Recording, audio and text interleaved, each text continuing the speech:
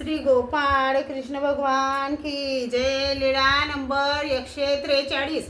प्रल्हाद बाईसाला देवाचे निरूपण प्रसंगी भट्टोबासांच्या उपाराचा स्वीकार। एके दिवशी सर्वज्ञ म्हणाले, वानर्या, तुमच्यासाठी काही कर्तव्य कर्म आहे हो? भट्टोबासांनी विचारले, जी जी ते कोणते? सर्वज्ञ म्हणाले, आमची पूजा करा व उपार करावा। भट्टोबास म्हणाले, हो जी बाईसा।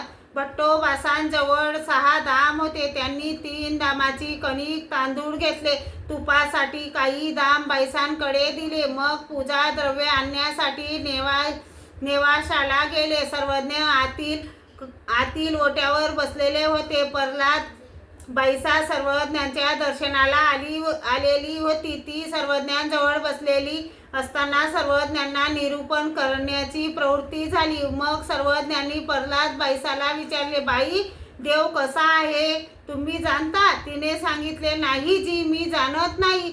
सर्वज्ञांनी म्हटले, भट अजून का बरे येत नाही?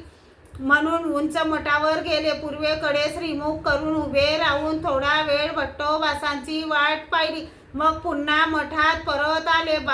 प्रल्हाद बाईसाने सर्वज्ञांना विनंती केली, जी जी, देव कसा आहे ते मला सांगा। सर्वज्ञांनी म्हटले, देव कसा सांगावा? पुन्हा सर्वज्ञांनी म्हटले, भट अजून का बरे येत नाही? असे म्हणून पुन्हा मठावर गेले व राहून भट्टोबासांची वाट पाहिली। नंतर पुन्हा मठात परत आले, आसनावर बसले। प्रल्हाद बाईसाने पुन्हा सर्वज्ञांना विनंती केली, जी जी, देव कसा आहे ते मला सांगा। सर्वज्ञांनी सांगितले, बाई, देव पाषाणाचा नाही, लाकडाचा नाही, मातीचा नाही, कागदी चित्राचा नाही, कापडाचा नाही। पाषाणाचा तर फुटेल, लाकडाचा तो मोडेल, मातीचा तो विरघळेल, चित्राचा तो पुसेल, कापडाचा तो फाटेल, धातूचा तो झिंजेल। देवो तो अच्छेदो अभेदो, असे सर्वज्ञ निरूपण करीत होते। तेवढ्यात बाईसा उंच मठात व्यापार करत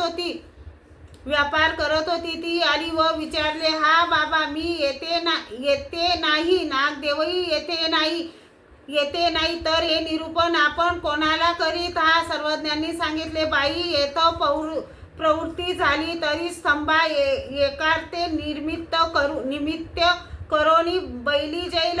म्हणून सर्वज्ञांनी श्रीकराने खांब हटवला। श्री गोपाळ कृष्ण भगवान की जय।